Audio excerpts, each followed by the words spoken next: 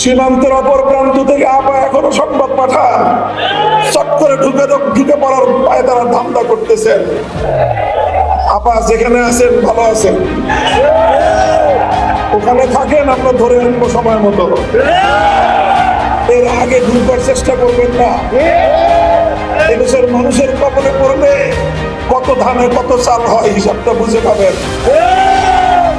শেখ হাসিনা 50 বছর পর্যন্ত যে রাজনীতি করেছে, আমি বলি তার রাজনীতির অনেক বৈশিষ্ট্য, প্রধান দুটি বৈশিষ্ট্য ছিল। তার 1 নম্বর বৈশিষ্ট্য, শেখ হাসিনার রাজনীতি ছিল প্রতিশোধের রাজনীতি।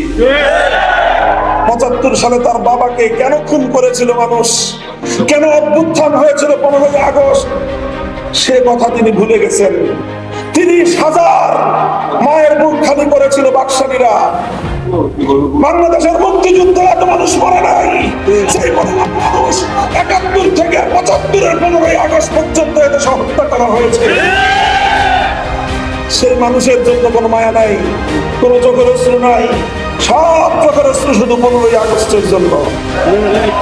এই বৈষম্য ভালো না। যে সকল মানুষ নিরীহ নিরপরাধ নারী শিশু 15ই আগস্টে নিহত হয়েছেন, তাদের জন্য আমরা সমবেদনা প্রকাশ করি।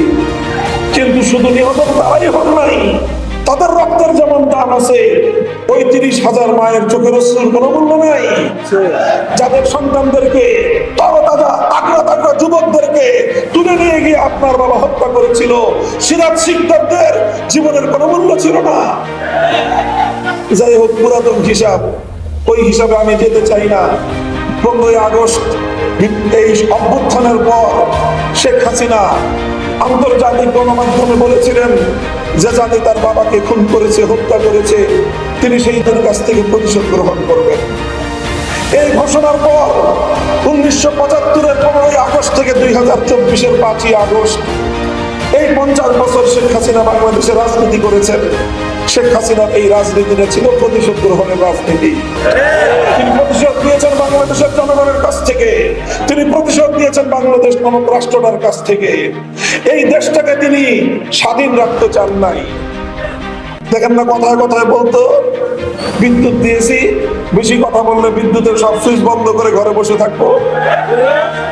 বলতেন মোবাইল ফোন দিয়েছে কে? উনি মোবাইল ফোন দিয়েছিলেন, উনি বাংলাদেশে ইন্টারনেট দিয়েছিলেন।